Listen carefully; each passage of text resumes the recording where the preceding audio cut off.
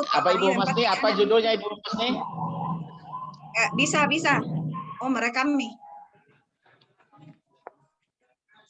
Assalamualaikum warahmatullahi wabarakatuh. Waalaikumsalam warahmatullahi wabarakatuh. Waalaikumsalam warahmatullahi wabarakatuh. Selamat pagi, salam sejahtera untuk semua. Hari ini tepat tanggal 18 November 2021 kita akan melanjutkan diskusi kita terkait tentang tokoh kewirausahaan yang akan dipandu oleh Pak Sumitro, dan adapun presentasi hari ini itu presentasi panel. Ya, silakan Pak.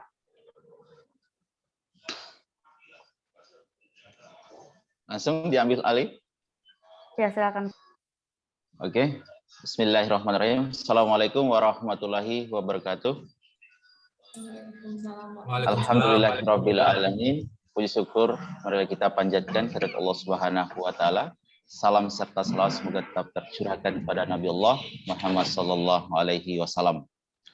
Bapak Ibu mahasiswa S3 Ilmu Sosiologi PPSUNM yang saya hormati, pada kesempatan yang berbahagia ini saya diamanahkan untuk menjadi moderator untuk 3 presenter yang sekaligus 3 orang yang akan presentasi tugas kewirausahaan sosial pada pagi hari ini.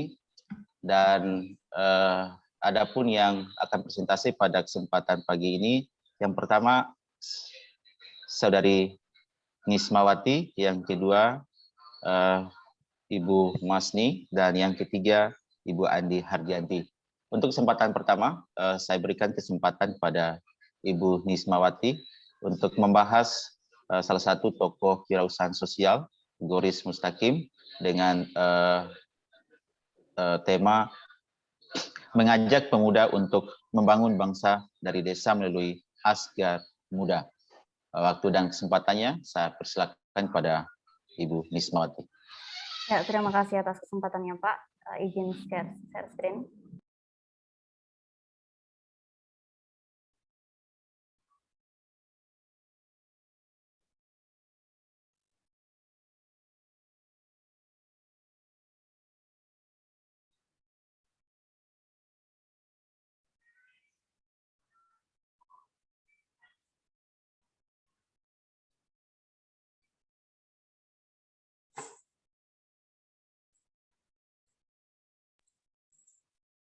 Ya, Assalamualaikum warahmatullahi wabarakatuh.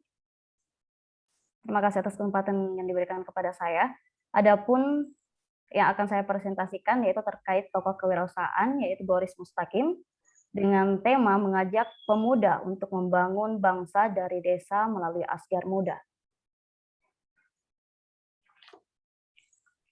Adapun biografi dari Goris Mustaqim, beliau lahir di Garut pada tanggal 14 Maret tahun 1983. Beliau merupakan lulusan Teknik Sipil Institut Teknologi Bandung tahun 2006. Dan beliau juga merupakan founder PT Resulta Nusantara dan sekarang juga merupakan founder Asgar Muda Foundation.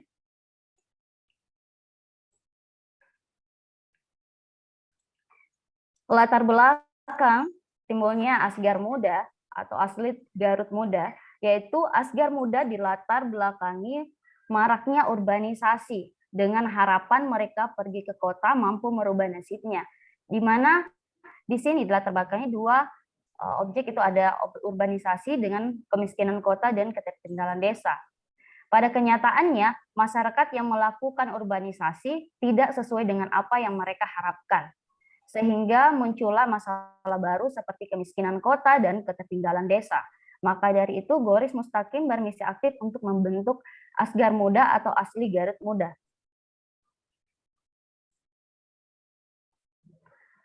Terbentuknya Asgar Muda pada tanggal 12 Mei tahun 2027, Asgar Muda atau Asli Garut Muda merupakan penggerak dan pemberdayaan perekonomian Garut yang berasal dari panggilan diri Goris Mustaqim untuk membangun kampung halamannya.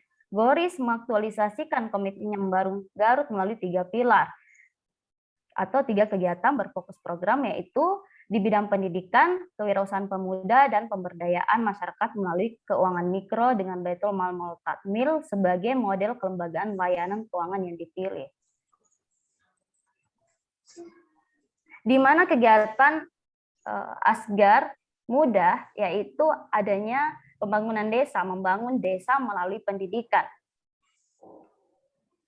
Membangun desa melalui pendidikan ini memiliki visi dan misi, di mana visi kepemimpinan pemuda dapat lebih berdampak dalam proses mengangkat bangsa dari keterpurukan menjadi kesejahteraan dan bermartabat.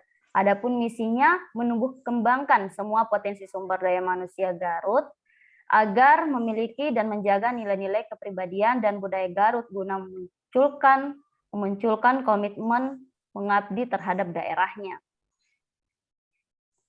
Bentuk kegiatan Asgar Muda Summer Camp itu adalah salah satu bentuk kegiatan membangun desa melalui pendidikan. Sasaran kegiatan ini pada siswa kelas 12 SMA untuk persiapan masuk perguruan tinggi. Rangkaian kegiatan terdiri dari training, itu meningkatkan motivasi siswa, kemudian ada kegiatan outbound untuk mempererat kerjasama, dan ada pula kegiatan seminar ESQ, Emotional Spiritual Passion, yang menumbuh kembangkan itu nilai spiritual yang ada pada diri siswa.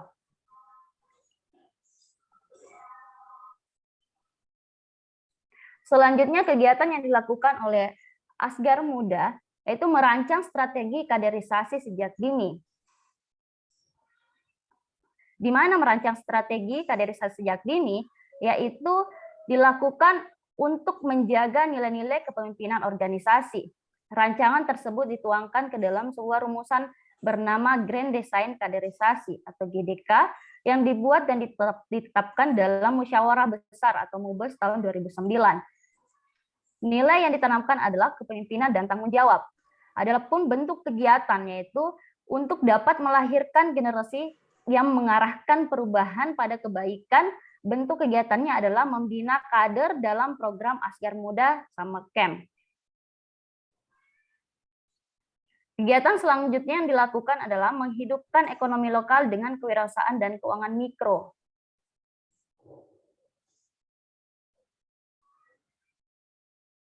Ya, di sini fokus programnya mengembangkan semangat kewirausahaan untuk mengkreasikan potensi tersebut lewat program Garut Entrepreneur Challenge atau GICH yang dimulai tahun 2008.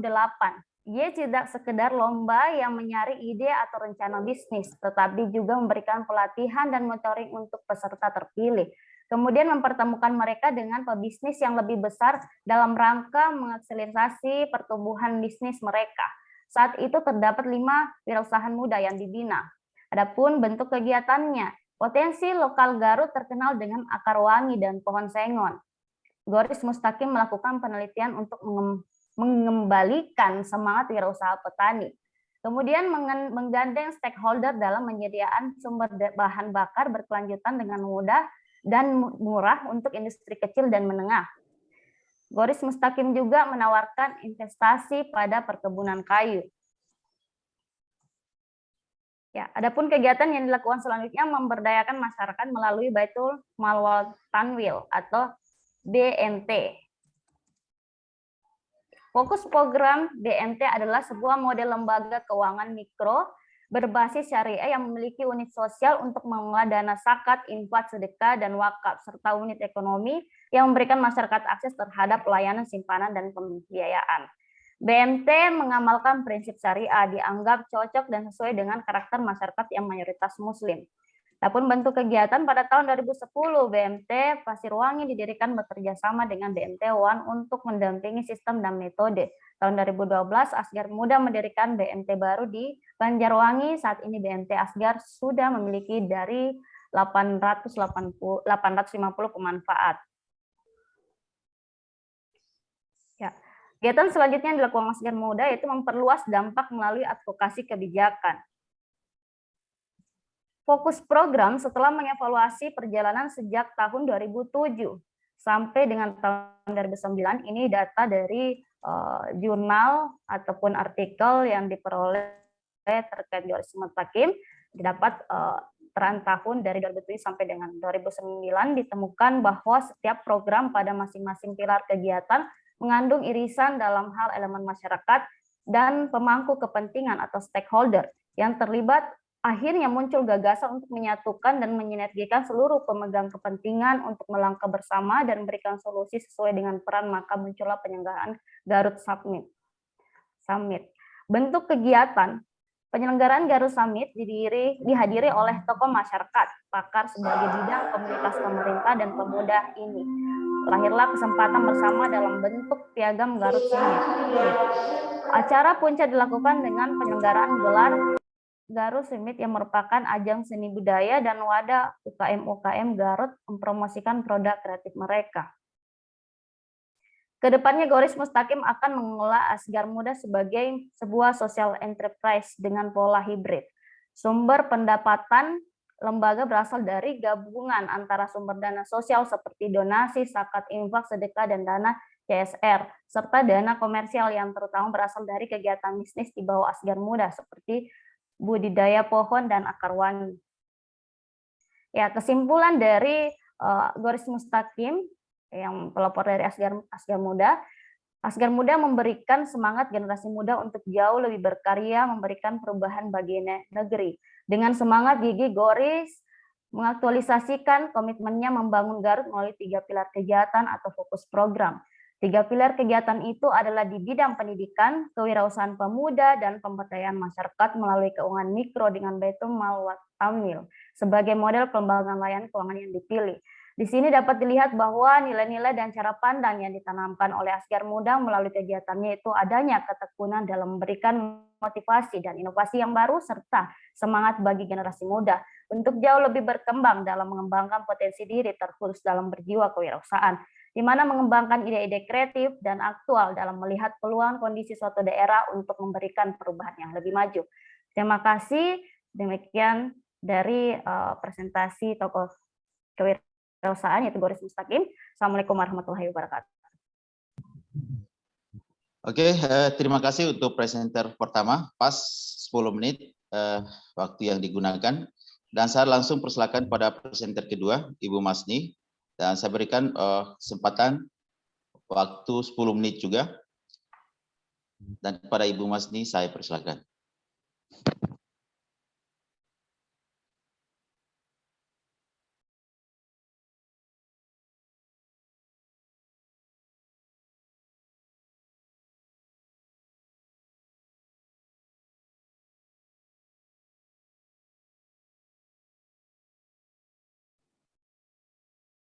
Apakah kelihatan? Mantap, Bu. Mantap. Oke. Assalamualaikum warahmatullahi wabarakatuh. Sebenarnya untuk membahas materi saya pada hari ini, karena yang disampaikan pada hari ini sudah disampaikan oleh Pak Saidang, jadi saya mungkin sedikit menambahkan dari pernyataan dari Pak Saidang. Nah, oke, terima kasih atas kesempatan yang diberikan oleh Bapak Moderator. Baiklah, pada hari ini saya akan mempresentasikannya konsep kewirausahaan sosial Asep Supriyadin. Asep Supriyadin adalah pendiri, sebagaimana yang kita tahu bahwa Asep Supriyadi adalah sejak awal tahun 2000-an, para petani teh memiliki kebun sendiri dan menjual teh mereka pada pemilik modal, bisa dikatakan pemilik modal pada saat itu.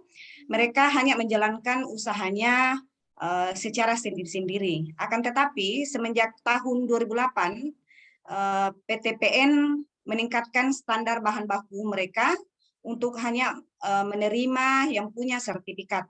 Akhirnya pada saat itu petani berpikir bahwa bagaimana caranya agar apa yang saya hasilkan ini bisa diterima, karena yang pemilik modal tadi sudah tidak mau menerima lagi karena kalau seumpama tidak memiliki sertifikat. Jadi masyarakat berbondong-bondong untuk bagaimana caranya agar hasil dari tehnya itu diterima oleh pemilik modal. Nah, muncullah Asep Supriyadin ini untuk memberikan peluang kepada petani agar petani bisa memiliki usaha sendiri agar tidak ketergantungan lagi dengan para pemilik modal. Saya bisa katakan para pemilik modal ya. Next. Nah, konsep kewirausahaan sosial adalah seseorang yang mengerti permasalahan sosial dan menggunakan kemampuannya untuk melakukan perubahan sosial. Yang kedua, mengukur keberhasilan kinerja sosial kewirausahaan dapat dilihat dari manfaat yang dirasakan oleh masyarakat. Jadi bagaimana kewirausahaan itu bermanfaat kepada masyarakat itu sendiri. Lanjut, kewirausahaan sosial menggunakan sikap mental kewirausahaan demi tujuan-tujuan sosial. Nah, aktor kewirausahaan sosial yang dimana kita lihat bahwa melaksanakan cita-cita, mengubah dan berbakti nilai-nilai sosial sehingga membawa kesejahteraan bagi masyarakat sekitar. Nah, selanjutnya menemukan berbagai peluang untuk memberi nilai tambah pada setiap kekayaan sumber daya yang ada. Selanjutnya, memiliki akuntabilitas dalam mempertanggungjawabkan hasil yang dicapai kepada masyarakat, selalu melibatkan diri dalam proses inovasi, adaptasi, dan pembelajaran yang terus-menerus. Bertindak tanpa menghiraukan berbagai hambatan atau keterbatasan yang dihadapinya. Jadi, Asep Supriyadi ini adalah aktor yang membangun, mengajak masyarakat untuk berwirausaha agar tidak ketergantungan lagi terhadap para, bisa dikatakan bahwa pemilik modal ya. Nah, jadi Asep Supriyadi inilah yang membangun, yang mengajak para masyarakat agar tidak berdiri sendiri-sendiri, tapi dia membangun sebuah usaha agar bisa bekerja sama. Nah, selanjutnya karakter kewirausahaan sosial. Kewirausahaan sosial merupakan kombinasi sangat besar dalam misi sosial dengan disiplin, inovasi, dan keteguhan seperti yang ditunjukkan tokoh sebagai berikut.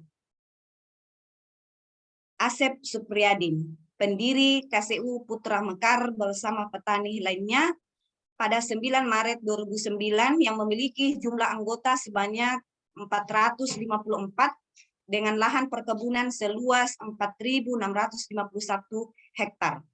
Nah, perjalanan Asep Supriyadi ini tidaklah mulus seperti yang kita bayangkan.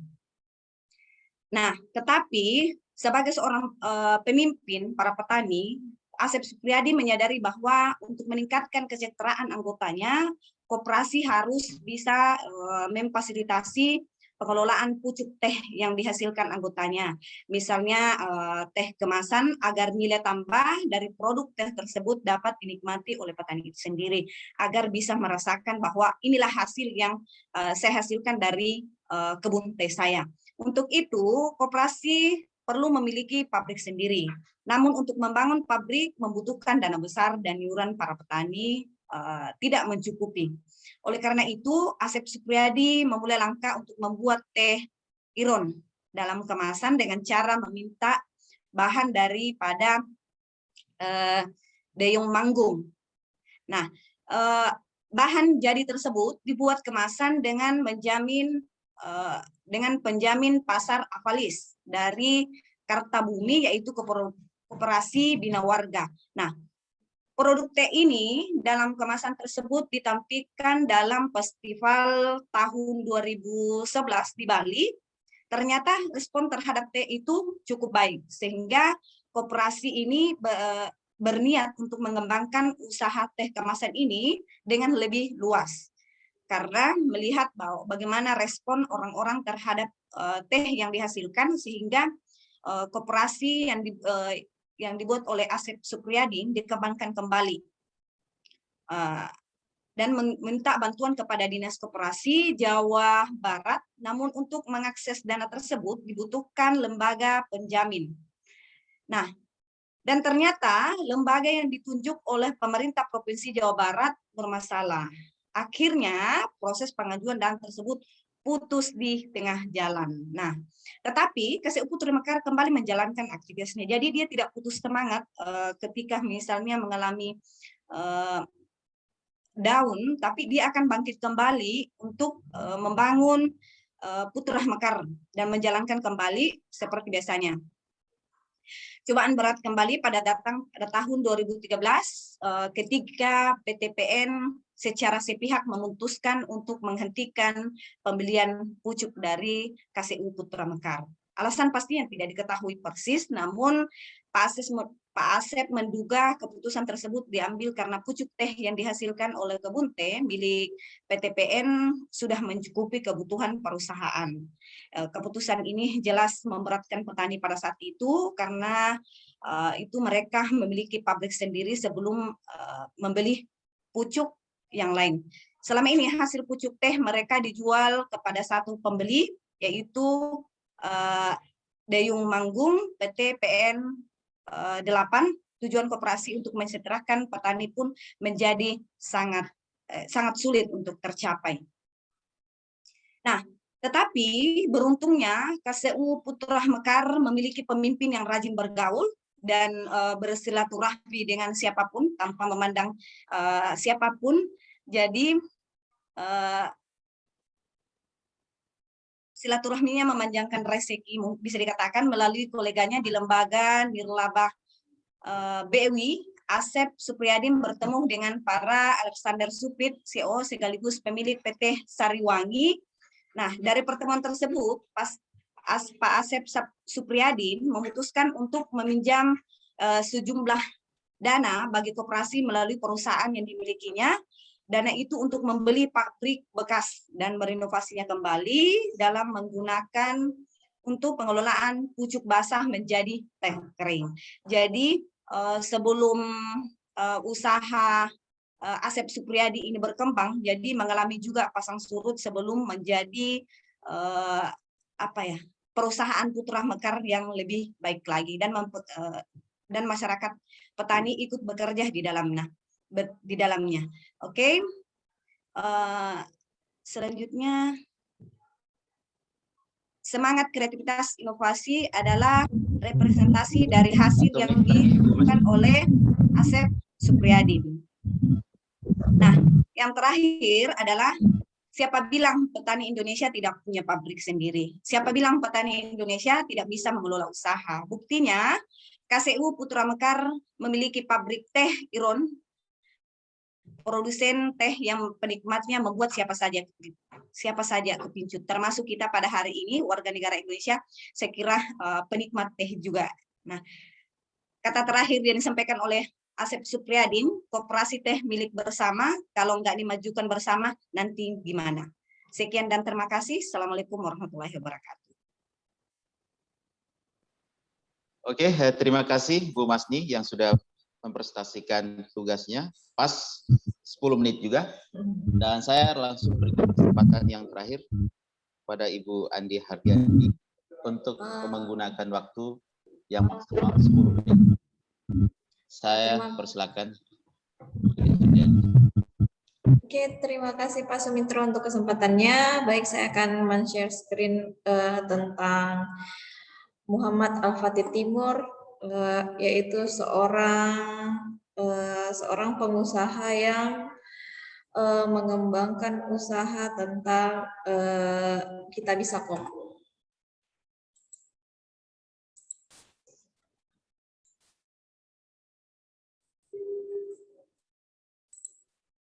Nah, Muhammad Al-Fatih Timur yang biasa dipanggil Timi, lahir pada bulan Desember 1991. Ia berkuliah di Universitas Indonesia, jurusan Fakultas Ilmu Ekonomi. Ia adalah seorang yang berprestasi sejak SMA. Timi adalah seorang entrepreneur.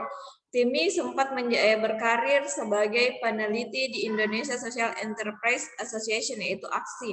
Nah, banyak yang dilakukan Timi untuk menjadi seorang pengusaha entrepreneur. Aduh, mati.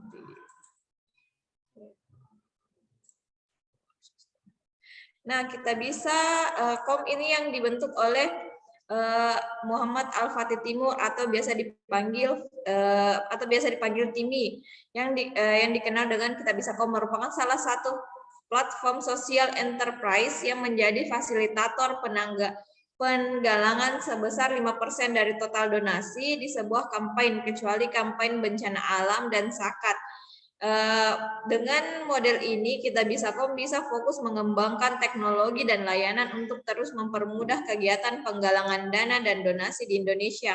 Kitabisa.com menjadi salah satu fasilitator penggalangan dana yang sangat dipercaya oleh masyarakat Indonesia secara online melalui websitenya dan transparansi sejak tahun 2013. Yayasan Kitabisa.com tercatat di Kemenkumham mendapat izin dari penggalangan uang dan barang dari Kemensos. Kitabisa.com mengenakan juga biaya administrasi.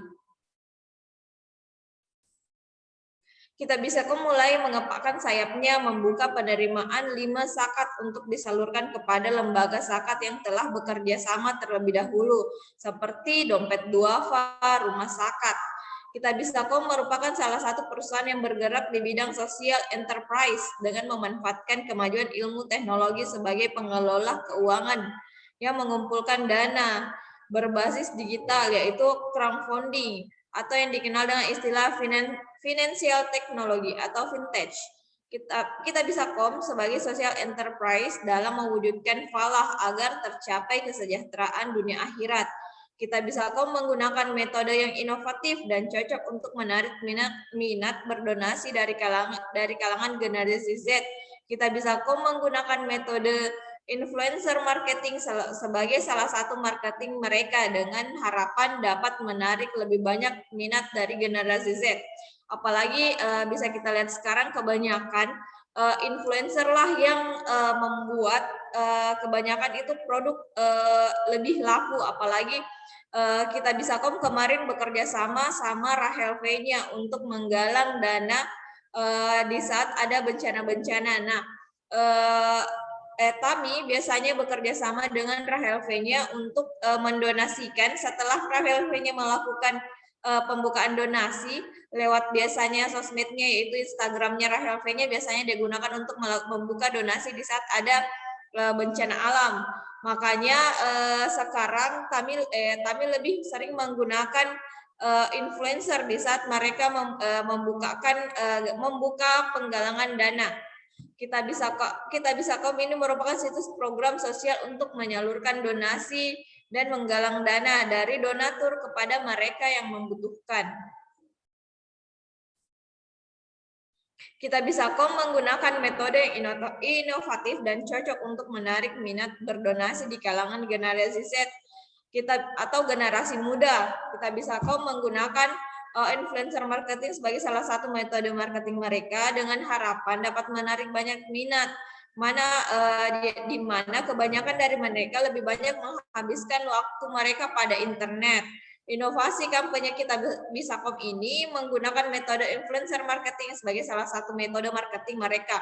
Terbukti efektif dan banyak yang berpartisipasi donatur yang mendonasikan uangnya melalui kampanye berdonasi kepada followers pada akun sosial media mereka. Platform yang dapat menjadi platform wadah yang dapat menjadi nilai kemanusiaan adalah situs Kitabisa.com. Situs ini merupakan situs program sosial yang menyalurkan donasi dan penggalangan dana dari donatur kepada mereka yang membutuhkan. Berdirinya Kitabisa.com adalah bertujuan untuk sebagai wadah rasa empati para donatur, menyalurkan bantuan mereka pada berbagai bentuk kampanye yang akan para donatur pilih. Kitabisa.com menggunakan influencer marketing sebagai salah satu metode marketing mereka. Kitabisa.com seringkali berkolaborasi atau mengikut sertakan peran influencer. Makanya biasanya di saat mereka menggalang dana, mereka mendatangkan influencer tersebut dan melakukan biasanya siaran langsung, atau biasanya mereka menambahkan ini ke IG story mereka untuk bisa menarik banyak empati dari donatur untuk menyampaikan bantuan mereka kepada mereka yang membutuhkan. Nah, ada 3 elemen yang terlibat dalam kegiatan crowdfunding. Antara lain yang pertama, perantara, yaitu platform Kitabisa.com menjadi perantara yang mempertemukan penggalangan dana kepada donatur atau investor. Yang kedua itu penggalangan dana yaitu individu ataupun organisasi yang menggalangkan dana atau melakukan pencarian dana untuk membantu orang lain yang membutuhkan. Dan yang ketiga itu donatur, orang yang memberikan sumbangan secara tetap berbentuk uang kepada suatu perkumpulan. Semakin maju teknologi membuat platform Kitabisa.com semakin inovatif menjalankan kampanyenya. Kampanye penggalangan dananya ditambah dengan metode influencer marketing membuat platform ini bekerja lebih efektif dalam mengumpulkan orang yang ingin berkontribusi untuk membantu orang yang sedang membutuhkan. Nah, sekian dari saya untuk Al-Fatih Timur untuk Al-Fatih Timur yang membuat platform Kitabisa.com. Terima kasih untuk kesempatannya. Saya kembalikan kepada Pak Sumitro. Oke, terima kasih Ibu Andi Hardianti yang sudah menggunakan waktu yang maksimal juga sesuai dengan waktu yang saya beri. Kemudian sudah 3 presenter yang sudah menyampaikan pokok-pokok pikiran dari setiap tokoh-tokoh kewirausahaan sosial, mulai dari Ibu Nisma yang memaparkan Goris Mustaqim dengan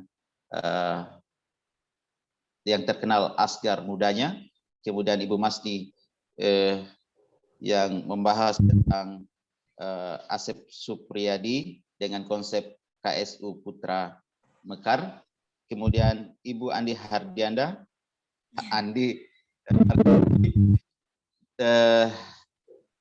dengan konsep kitabisa.com.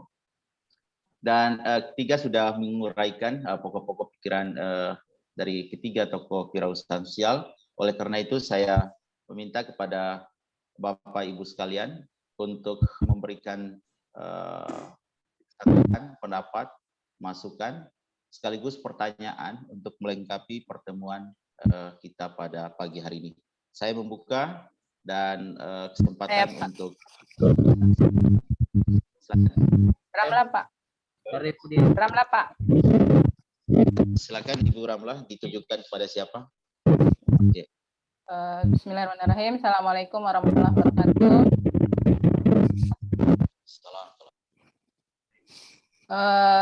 Terima kasih atas kesempatannya, Pak Moderator.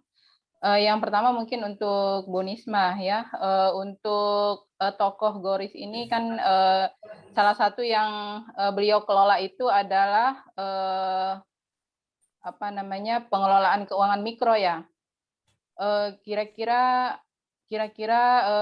kendala-kendala apa yang dihadapi oleh Pak Goris dalam pengelolaan keuangan mikro ini, karena biasanya ini sudah menjadi rahasia umum ya, ketika ada jangankan dari pihak swasta atau perorangan, yang dari pemerintah pun itu biasanya pinjaman yang diambil oleh para peminjam itu kadang-kadang macet gitu. Seperti apa kira-kira yang dikelola oleh Pak Goris? Itu yang pertama. Kemudian untuk Bu Hardianti ya, dari Pak Fatih Timur ini kan mengelola kitabisa.com itu ya. Kita lihat beliau ini masih sangat muda ya ketika mengawali usahanya untuk memfasilitasi banyak donatur untuk membantu orang yang kesulitan dalam hal mungkin pengobatan atau hal lain yang kemudian kita kenal hingga hari ini. Mungkin bisa dijelaskan lebih dalam seperti apa motivasi awal dari Fatih Timur ini untuk memulai kitabisa.com ini, sehingga bisa bertahan sampai hari ini. Itu saja mungkin untuk Bu Masni, karena ini materi sudah 2 kali materinya ya disampaikan, insya Allah sudah bisa dipahami. Terima kasih Pak. Itu saja mungkin. Assalamualaikum warahmatullahi wabarakatuh. Mungkin ada lagi yang kedua. Bang Sarif, silakan. Ya, baik. Terima kasih banyak atas kesempatan yang diberikan kepada saya. Assalamualaikum warahmatullahi wabarakatuh. Ya, baik. Jadi hari ini kita telah menyaksikan 3 presenter yang saya pikir ini sangat luar biasa ya, memberikan pemaparan materi. Di mana yang pertama Ibu Nisma ya, Ibu Nismawati yang mencoba memperkenalkan atau mencoba mengungkapkan pikiran-pikiran daripada Goris Mustaqim ya itu sendiri. Yang mana tadi sudah dijelaskan terkait inti dari program yang kemudian dilakukan oleh Goris Mustaqim ini adalah bagaimana kemudian pengelolaan keuangan secara mikro itu sendiri. Yang kemudian menjadi pertanyaan mungkin Bu Nisma ya terkait itu, jadi terkait untuk pengelolaan keuangan secara mikro kan saya pikir bukan hanya Pak Goris Mustaqim kemudian melakukan itu ya, ada banyak di sekitar kita itu kemudian yang mencoba melakukan itu. Yang menjadi pertanyaan saya kemudian adalah kira-kira apa yang unik begitu, atau apa yang menjadi keunikan daripada pengelolaan keuangan yang yang coba diusung oleh Goris Mustaqim itu sendiri. Karena ini mungkin agak sedikit ada kemiripan dengan tema saya nanti, yaitu Mursyida Rambai terkait pendirian BMT juga. Jadi ini mungkin saya ingin mengkonfirmasi ke Bu Nisma kira-kira apa yang menjadi keunikan daripada apa yang diusung oleh Goris Mustaqim ini, atau yang kerap yang akrab disapa dengan Asgar ya kayak gitu. Kemudian yang kedua untuk Ibu Masni ya, ini saya pikir materi yang disampaikan oleh Ibu Masni oleh Asep Supriyadin, yang mana tadi sudah dijelaskan juga bahwa yang menjadi program utamanya itu adalah KSU Putra Makar ya, yang mana yang bergerak pada yang menjadi ciri khasnya adalah teh ya, perkebunan teh yang kemudian diolah, dikemas menjadi sesuatu yang lebih bernilai begitu. Ini juga saya pikir sudah dijelaskan oleh Pak Saida, tapi tidak masalah. Tapi yang ingin saya kemudian ingin ketahui dari apa yang dipaparkan oleh Bu Masni ini terkait Asep Supriyadin ini, tokoh inspiratif juga saya pikir, yang menjadi strategi apa kira-kira yang dilakukan oleh Pak Asep Supriyadin ini sehingga dia bisa survive melakukan usahanya ini. Tadi sudah dijelaskan juga ya terkait jatuh bangunnya. Saya pikir itu sangat biasa terjadi dalam dunia usaha ya. Tapi di balik dari keterjatuhan itu,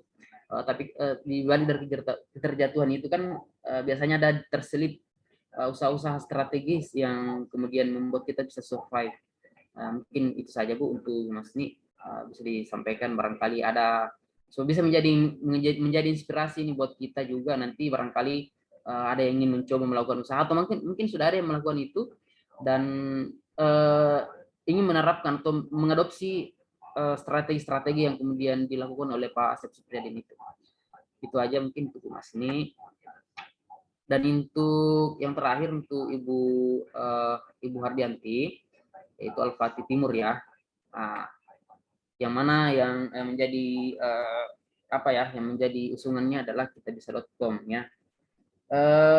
Mungkin apa sih yang kemudian menjadi hal yang menginspirasi ini Pak Al-Fatih Timur ini, Bu Hardianti, kenapa dia kemudian mencoba melakukan itu, mencoba melakukan kitabisa.com itu, atau bisa mengusung program atau usaha, itu mendirikan usaha terkait kitabisa.com itu. Mungkin berangkat dari mana gitu ya, atau terinspirasi dari apa sehingga dia kemudian mencoba melakukan itu. Itu saja mungkin barangkali Pak moderator yang terima kasih banyak. Oke, terima kasih Pak Sarif yang sudah menyampaikan pertanyaan. Selanjutnya saya masih butuh satu lagi pertanyaan untuk sesi pertama ini. Silakan Bapak Ibu sekalian. Siapa? Bisa saya? Oh ya, Parman. Oke. Ya, bismillahirrahmanirrahim. Assalamualaikum warahmatullahi wabarakatuh. Saya tertarik dengan yang disampaikan tadi oleh Ibu Isma terkait tentang Pak Mustaqim, tentang pemberdayaan yang dilakukan di desa, yang dilakukan oleh anak muda. Ini kan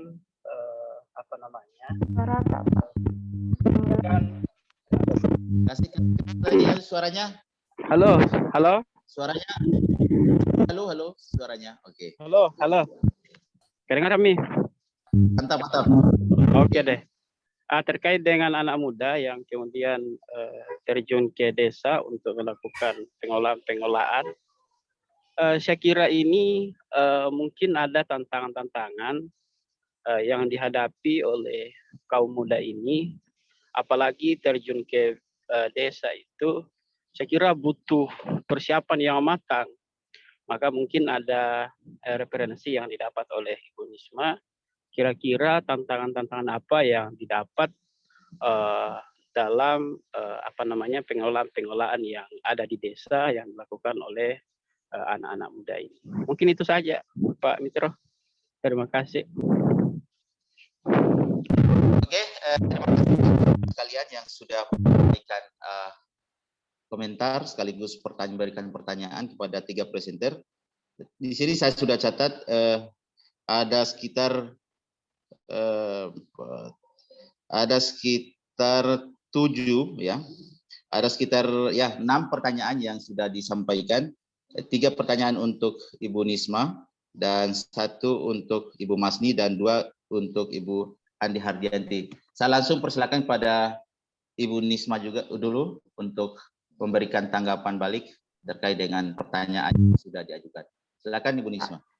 Terima kasih atas kesempatan yang diberikan Bapak Ibu. Ya, terima kasih untuk Ibu Ramla, Pak Syarif dan Pak Suparman memberikan pertanyaan terkait Goris Mustaqim ya pendiri Asgar Muda.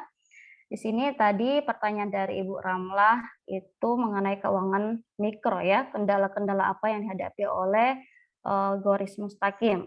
Kemudian Pak Syarif itu terkait pengelolaan keuangan mikro. Apa sih keunikan pengelolaan keuangan mikro yang dijalankan oleh Asgar Muda?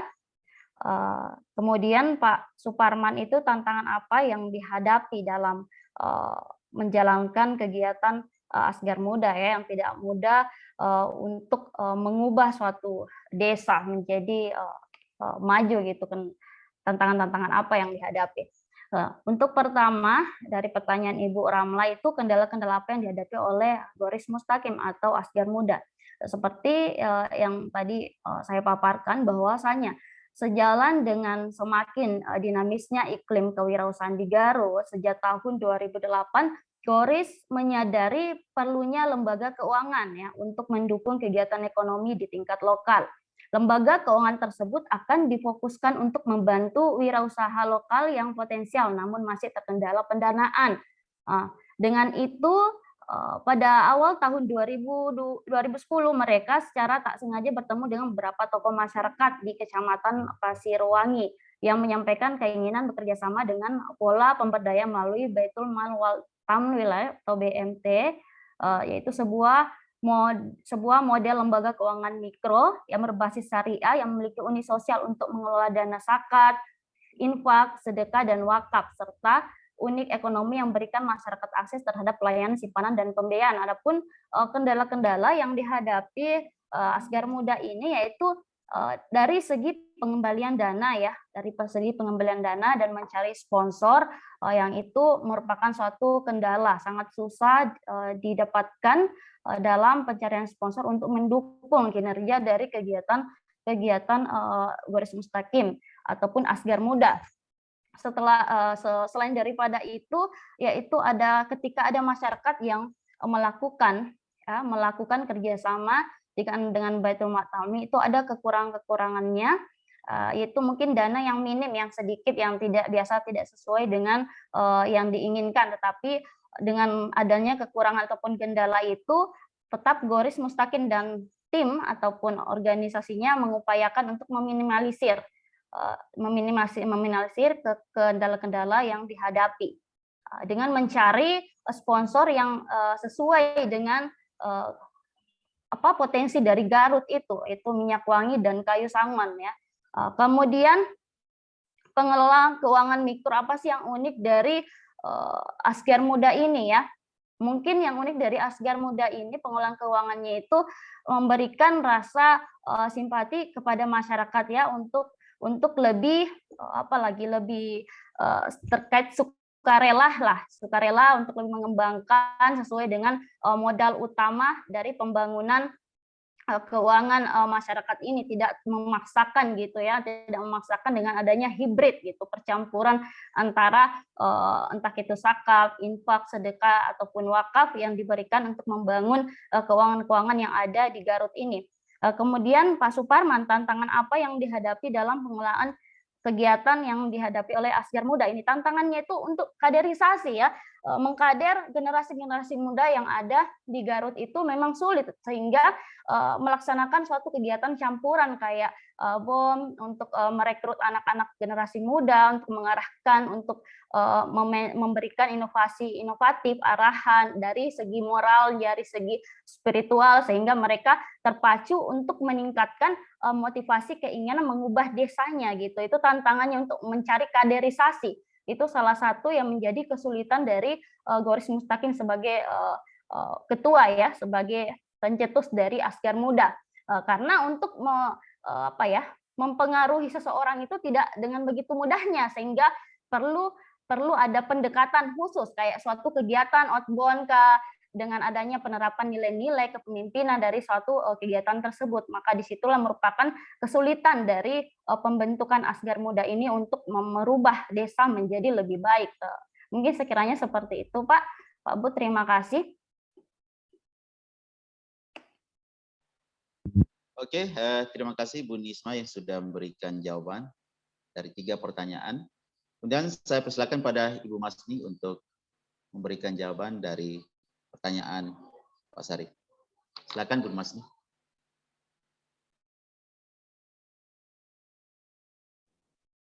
Oke, terima kasih sekali lagi Pak Moderator. Nah, untuk jawaban dari Pak Syarifuddin, yang pertama yang saya mau katakan bahwa silaturahmi memanjangkan rezeki. Jadi kalau kita rajin bersilaturahmi, insya Allah rezeki kita akan lebih baik lagi. Nah, selanjutnya bagaimana tipsnya agar usaha Asep Supriyadin ini terus berkembang dan sekalipun mengalami pasang surut, Pak Asep Supriyadin ini selalu melakukan inovasi-inovasi terbaru agar tehnya ini bisa diminati oleh seluruh kalangan masyarakat, yaitu selalu mengembangkan kualitas tehnya agar tehnya bisa dinikmati seluruh warga negara Indonesia. Mungkin seperti itu, Pak. Saya kembalikan kepada moderator. Oke, terima kasih Bu Masni yang sudah memberikan jawaban. Saya selanjutnya persilakan pada Ibu Andi Hardianti untuk menjawab pertanyaan Ibu Ramla Fatma dan Pak Sarif. Silakan. Terima kasih untuk kesempatannya Pak Mitro. Nah, di sini tadi Ibu Ramla bertanya apa motivasi pertama Al-Fatih untuk memulai bisnis Kitabisa.com. Al-Fatih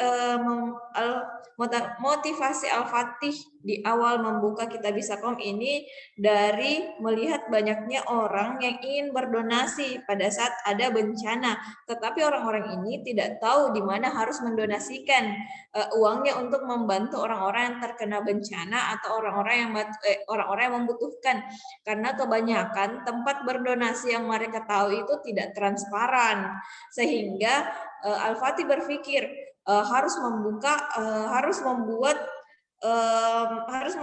tempat donasi yang bisa transparan begitu, yang bisa diketahui oleh para pendonasi atau para pendonasi untuk memberikan bantuannya. Inilah yang membuat Kitabisa.com ini lebih berkembang daripada donasi-donasi para influencer yang lain, karena Kitabisa.com ini memberikan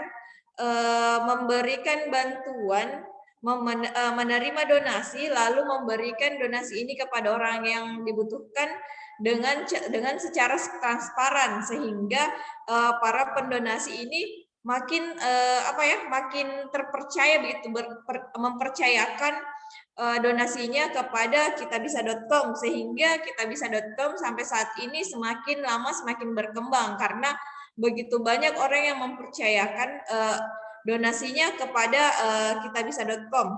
Begitu, Bu. Nah, selanjutnya saya akan menjawab pertanyaan dari Pak Syarifuddin. Di sini apa yang menginspirasi Al-Fatih membuat Kitabisa.com? Di sini yaitu dia terinspirasi dari budaya Indonesia, yaitu budaya di Indonesia adalah saling tolong menolong. Hal ini sudah dilakukan dari dulu. Nah, dari pandangan Al-Fatih ini, dari sinilah dia menginspirasi.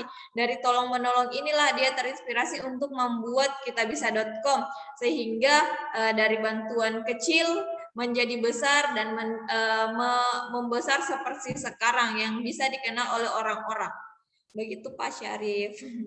Terima kasih untuk kesempatannya.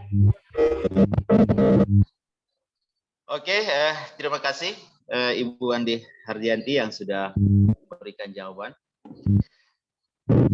Selanjutnya saya akan membuka sesi kedua dan saya berikan kesempatan untuk Bapak Ibu sekalian untuk memberikan pertanyaan. Untuk sesi kedua ini saya buka 3 pertanyaan. Silakan Bapak Ibu sekalian yang ingin bertanya.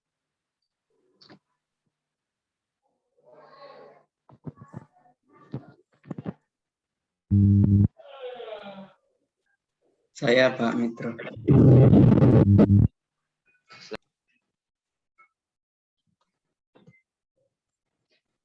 Saya. Assalamualaikum warahmatullahi wabarakatuh. Jadi saya bertanya saja langsung kepada ketiga presenter.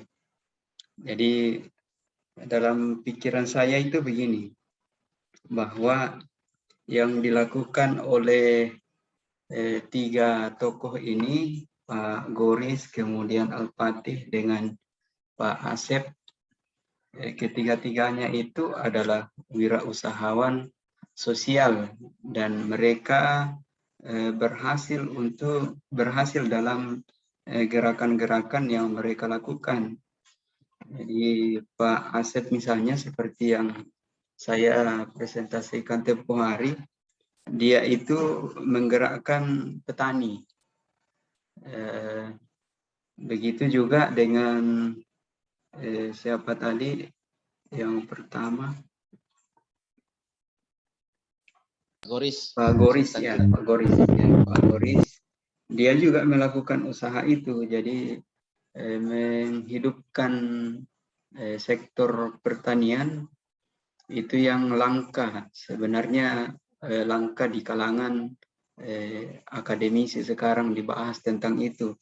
Nah, oleh karena itu maka kita ingin mencari akar pemikiran dari ketiga tokoh ini apa yang melatar belakangi kok mereka itu mau untuk menggerakkan petani di desa-desa. Mereka mau bergerak di kalangan bawah. Umumnya sekarang kalau kita lihat para akademisi itu bergeraknya di kelas-kelas atas.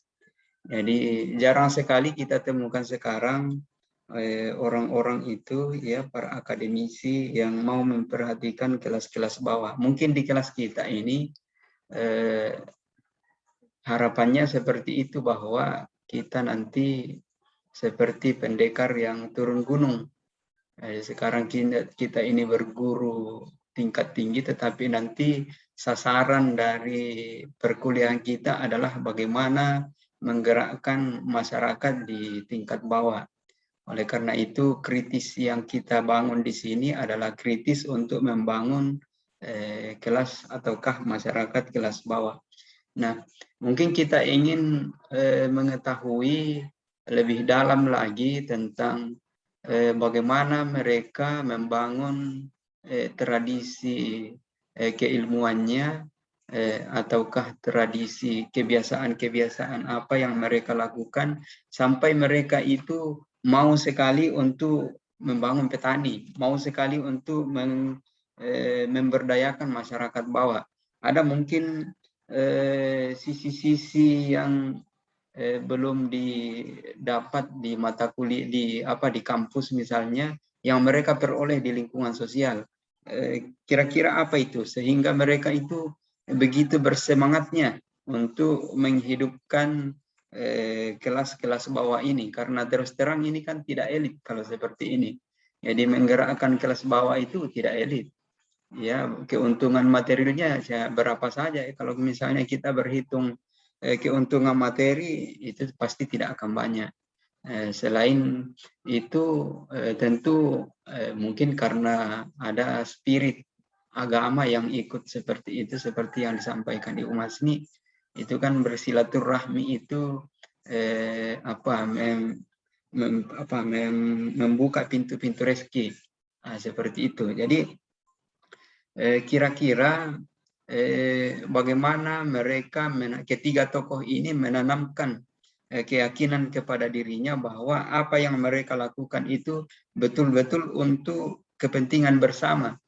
Ya, betul-betul bahwa yang mereka lakukan itu adalah untuk kesejahteraan bersama, bukan untuk mensejahterakan diri sendiri.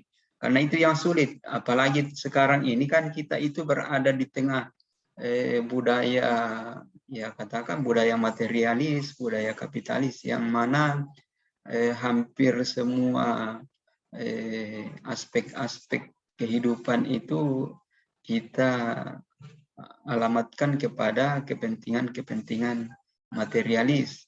Ya, keuntungan-keuntungan apa yang kita peroleh dari situ. Tetapi orang-orang seperti ini kok bisa mereka memiliki sikap sosial seperti itu, padahal mereka bukan orang sosiologi loh. Ya. Jadi kira-kira mungkin ada sisi-sisi yang pernah kita dapat supaya kita saling berbagi. Ya, demikian Pak Moderator, Bapak Ibu sekalian.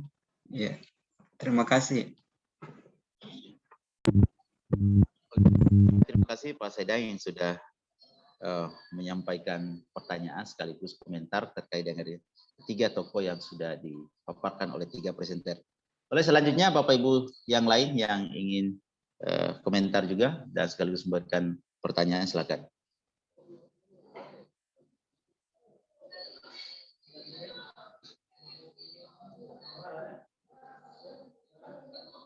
Silakan, Bapak Ibu yang lain. Oke, kalau tidak ada saya langsung persilakan. Respondi. Oke, silakan Pak Rizwandi. Silakan. Oke, baik. Terima kasih Bang Moderator. Bismillahirrahmanirrahim. Assalamualaikum warahmatullahi wabarakatuh. Saya kira menarik tadi yang telah disampaikan oleh ketiga panelis kita hari ini yang berkaitan dengan kewirausahaan sosial, di mana tadi Ibu Nisma telah membahas tentang Pak Koris dengan salah satu proyeknya yaitu Asgar Muda, kemudian Ibu Masni, saya pikir ini lanjutan dari materi beberapa pekan lalu terkait dengan Pak Asep, dan Ibu Hardianti dengan kitabisa.com oleh Al-Fatih. Yang pertama, saya pikir saya mau mengomentari yang pertama saya kaitan dengan Asgar Muda. Saya pikir tadi saya sudah men-tracking beberapa referensi. Saya pikir menarik ini yang dilakukan oleh Pak Koris. Saya pikir ini dia menjadi bagian yang tidak terpisahkan. Saya kira kalau praktik-praktik cerdas yang seperti ini, ya saya pikir negara kita ini bisa lebih baik. Berkaca dari pengalaman Pak Koris yang dia secara best practice, dia ada ya ahli keterampilan, ada ahli ilmu, ahli teknologi yang dia telah dapatkan, kemudian dia kembali ke kampungnya untuk memberikan sumbangsi. Saya pikir ini juga ya bisalah menjadi ya misalnya contoh-contoh kecil bagi sebagian pengusaha-pengusaha besar yang dia hadir di tengah-tengah kota-kota besar, ya setidaknya dia harus memperlihatkan kehadirannya di kampung halamannya masing-masing. Bukan hanya dia setelah sukses, dia tinggal di ibu kota, misalnya dia tinggal di Jakarta, tinggal di Makassar, namun tidak kembali ke daerahnya. Tadi referensi yang saya baca, saya pikir dia ini sudah mapan dari segi perusahaan yang sudah beromset miliaran, dan salah satu bentuk dia ya sisi sosial yang dia lakukan adalah dia kembali ke kampungnya, yaitu dengan bagaimana dia, saya pikir tadi referensi yang saya baca kurang lebih sudah ada 700-an anak muda yang dia bekali keterampilan yang sesuai jadi pengalaman hidupnya. Saya pikir ya yang untuk Ibu Nisma kira-kira Asgar Muda ini apakah dia misalnya hanya berfokus kepada satu wilayah, yaitu misalnya kampung halamannya Pak Koris, atau dia sudah merambah ke daerah-daerah lain. Saya pikir ini kalau itu dikembangkan, saya pikir bisa memberikan dampak yang sangat masif. Itu yang pertama. Untuk Ibu Nis, saya pikir ya kita pendalaman saja bahwa ya apakah ini Pak Koris hanya fokus di daerah asalnya atau dia sudah kembangkan sayap ke beberapa daerah yang misalnya di daerah sekitar daerahnya. Yang kedua, untuk saya pikir Pak Asep kita sudah bahas panjang kali lebar pada saat sesi yang pertama. Namun yang kita mau dalami dari Ibu Masni, kira-kira kalau kita melihat Pak Asep ini dari sisi ya inovasi, sehingga dia bisa menjaga keberlangsungan dan eksistensi dari KSU Mekarsari ini. Sebagaimana kita ketahui bersama-sama bahwa kalau kita berbicara masalah koperasi, ya kalau dalam konteks Indonesia mungkin hanya 1-2 yang masih survive sampai sekarang. Namun banyak koperasi karena dia sifatnya tidak terorganisir dengan baik, maka ya kayak koperasi tersebut ya seiring waktu tidak survive.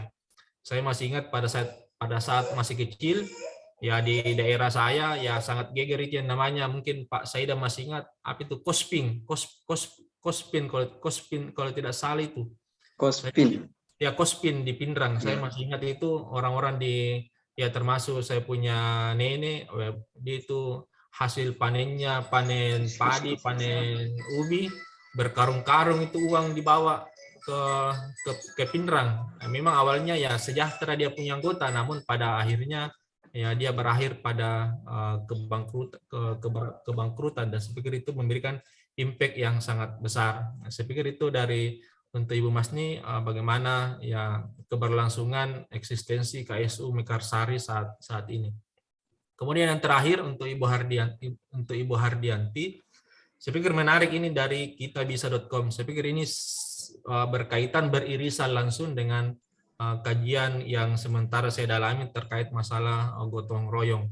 Saya pikir kalau kita nih beberapa waktu yang lalu sebuah seminar yang saya ikuti, memang kita di Indonesia ini kita dilabeli bahwa kita adalah penduduk dengan kita adalah negara dengan memiliki penduduk yang paling dermawan sedunia barangkali. Karena apa? Sedikit saja kita mendengar permohonan donasi luar biasa dengan seketika itu sudah terkumpul, misalnya terkait masalah bencana alam dan seterusnya. Saya pikir itu menjadi bagian dari metamorfosis gotong royong, dan ini bagian dari impact langsung bagaimana ya perkembangan teknologi sekarang yang dia memanfaatkan ini itu empati dan simpati masyarakat. Saya pikir itu yang saya mau dalami dari Ibu Hardianti. Apakah ada motif-motif tertentu dari kitabisa.com? Karena sekilas tadi saya juga ya membuka secara sekilas kitabisa.com dan ternyata sampai kita buka akunnya itu langsung rasa simpati dan empati untuk berdonasi itu tiba-tiba langsung muncul. Kan apa yang kita dipersaksikan, busung lapar orang dan seterusnya. Saya pikir bisa kita secara langsung merasakan. Saya pikir ini juga menjadi bagian dari apakah ya bagian dari rekonstruksi atau bagian dari pencitraan dan seterusnya. Itu mungkin yang saya mau dalami dari Ibu Hardianti. Apakah ya motif di balik kitabisa.com ini ada motif tertentu atau pure dia bisnis, namun bisnisnya itu berorientasi sosial. Karena tadi sempat saya baca bahwa ternyata ada pembagian persenannya. Ada pembagian persenan dari donasi-donasi yang dilakukan, namun terkaitan dengan misalnya zakat itu 0% dengan bantuan bencana alam. Saya pikir itu yang mau kita dalami sehingga bisa memperkaya kita punya wawasan berkaitan dengan social entrepreneurship dari ketiga tokoh yang kita dengar ulasannya dari 3 panelis yang saya pikir luar biasa pada hari ini. Mungkin itu sedikit dari saya, Bang Moderator. Mudah-mudahan bisa ditangkap dan bisa menambah informasi dari saya. Sekian, wassalamualaikum warahmatullahi wabarakatuh. Oke, terima kasih pada Bang Rizwandi. Dan saya langsung persilakan pada presenter untuk menanggapi, memberikan jawaban dari apa yang sudah disampaikan oleh teman-teman sekalian. Saya persilakan pada Ibu Nisma dulu, baru dilanjut oleh Ibu Masni dan Ibu Andi Hardianti. Silakan. Ya, terima kasih atas kesempatan yang diberikan. Terima kasih Pak Saidan, Pak Rizwandi atas pertanyaan dan masukan yang diberikan tadi. Adapun dari Pak Saidan, yaitu hal-hal apa yang menarik hati ya Pak ya, tokoh untuk melakukan langkah tersebut ya.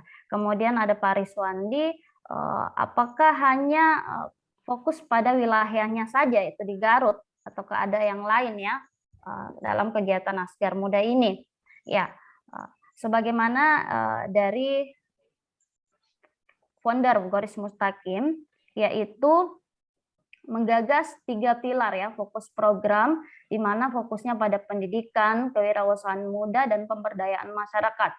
Ya, di sini fokus pada generasi muda, yaitu para pemuda yang tidak terlalu memikirkan desanya sehingga terlantar di kota. Di kota artinya mereka ingin mengubah nasib di kota, tetapi kenyataannya mereka terlantar di kota dan pula terjadi ketertinggalan di desa. Di situ merupakan suatu kekhawatiran dari Goris Mustaqim melihat masalah yang ada, sehingga Goris Mustaqim turun tangan untuk bagaimana bisa memajukan desanya di Garut ya, dengan merekrut generasi-generasi muda ini. Karena kepeduliannya bahwasanya ketika bukan pemuda yang bergerak, ketika bukan pemuda yang mengubah, maka siapa lagi? Pemuda merupakan agen perubahan ya, untuk melakukan suatu perubahan yang lebih baik di desanya.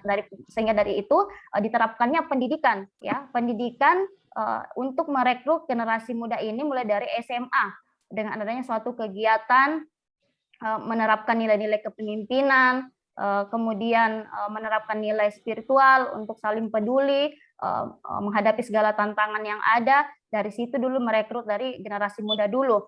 Setelah itu kemudian lari ke kewirausahaan muda, kewirausahaan pemuda, karena di sini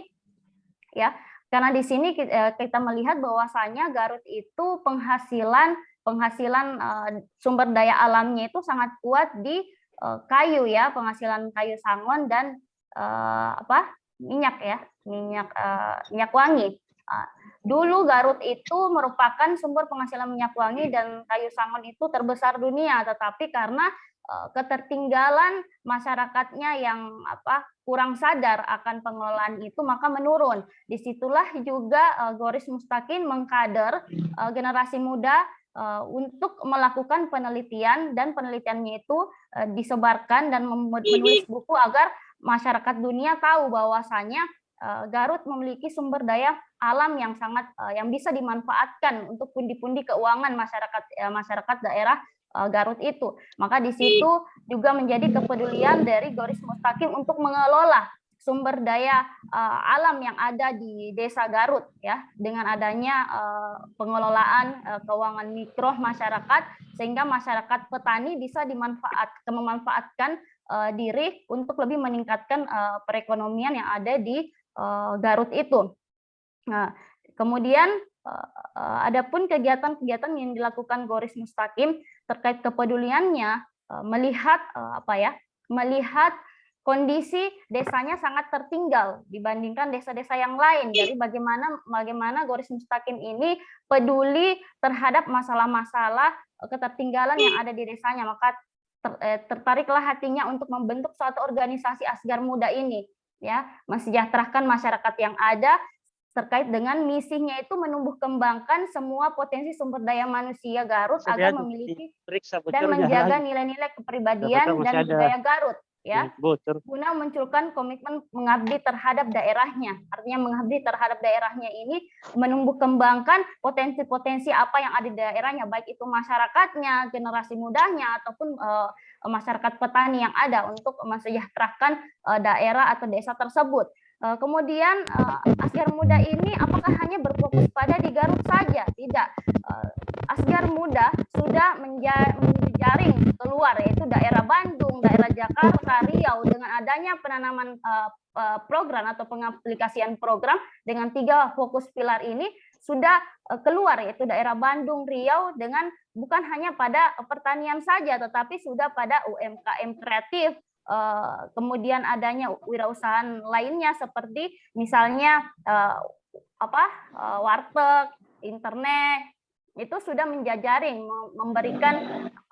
memberikan kesadaran bahwa masyarakat itu harus membuat kreatif atau inovasi dari suatu usaha itu, sehingga dapat mengembangkan potensi wilayah ataupun potensi yang ada pada masyarakat itu, bukan hanya pada Garut, sudah menjejaring keluar baik itu di Bandung, Jakarta ataupun Riau. Mungkin sampai sekarang ini ya belum ada data baru yang saya lihat, itu baru dari penulisan jurnal buku terkait Goris Mustaqim, ya, bahwasannya bukan Garut saja yang dikembangkan, sudah menjaring keluar, karena meningkatkan kesadaran masyarakat bahwa betapa pentingnya generasi muda itu untuk diberikan kesadaran bahwa dirinya lah yang menjadi motor penggerak perubahan, bukan orang lain. Dari yang muda dulu ditumbuh kembangkan, kemudian akan berdampak besar bagi yang lain gitu. Mungkin dari situ yang bisa saya jelaskan dari referensi-referensi yang saya dapatkan terkait tokoh kewirausahaan Goris Mustaqim. Terima kasih Bapak Ibu. Assalamualaikum warahmatullahi wabarakatuh. Oke, terima kasih. Langsung silakan pada Ibu Masni dan Ibu Hardianti untuk menjawab dengan singkat ya, Bu ya. Silakan. Oke. Yang pertama, saya mau jawab dulu dari pertanyaan Pak Riswandi. tentang sebelum dia bertanya, dia menceritakan sedikit tentang Kospin. Nah, saya mau bilang bahwa mungkin keluarga saya juga salah satu korban Kospin. Nah, bagaimana caranya bagaimana caranya agar usaha yang telah dibangun Asep Supriyadin ini tetap ada atau tetap eksis. Nah, bisa dikatakan bahwa Asep Supriyadin ini selalu melakukan inovasi agar tetap eksis di era teknologi saat ini. Buktinya sampai saat ini Asep Supriyadi, buktinya saat ini kita masih menikmati teh Sariwangi. Jadi bisa dikatakan bahwa usaha Pak Asep Supriyadi ini tetap berjalan sesuai dengan yang diinginkan. Karena mungkin bisa dikatakan karena dia membangun, bisa dikatakan bahwa dia memperdulikan para petani. Nah, selanjutnya dari pertanyaan dari Pak Saidang, karena disuruh Pak moderator singkat saja, jadi saya mau katakan bahwa tidak semua orang mau melakukan hal itu, tidak semua orang mau membantu orang. Itu bisa kita lihat bahwa kalangan menengah ke atas sudah tidak mau kembali ke bawah, tapi dia mau menuju ke atas. Nah, saya tertarik dengan yang disampaikan Asep Supriyadin bahwa rezeki adalah memperpanjang silaturahmi dengan siapapun. Jadi tidak memandang siapapun agar rezekinya lebih baik lagi. Nah, ini juga yang menjadi pernyataan mungkin ya, karena bagaimana bisa dikatakan bahwa Pak Saidam tadi bilang apa kira-kira yang mendorong agar mau melakukan kebaikan ini, karena tidak semua orang mau melakukan itu. Nah, yang saya mau katakan bahwa harimau meninggalkan belang, gajah mati meninggalkan gading, manusia mati meninggalkan nama. Mungkin itu yang dipakai Pak Asep Supriyadi sehingga dia berusaha untuk tetap membantu petani agar tetap eksis. Mungkin seperti itu. Terima kasih.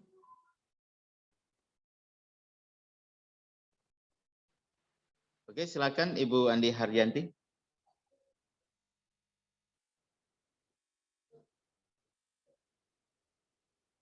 Halo. Termuti, Bu. Oke, terima kasih kesempatan yang diberikan. Di sini adalah saya akan menjawab dari Pak Saidang. Di sini adalah Al-Fatih adalah seorang entrepreneur atau seorang pengusaha. Tetapi dibalik dari dirinya seorang pengusaha, dia juga adalah orang yang bergaul luas atau orang yang memasyarakatkan masyarakat. Begitu maksudnya begini. Dia adalah waktu kuliah, dia adalah seorang mahasiswa, dia adalah ketua BEM, dan dia pastinya biasa turun ke lapangan, biasanya turun ke lapangan untuk melihat situasi dan kondisi yang ada. Nah, dari sinilah dia melihat ada peluang untuk membuat urungan atau donasi bantuan. Bagaimana cara membuat bantuan ini bisa menyeluruh dan bisa tersampaikan ke orang lain.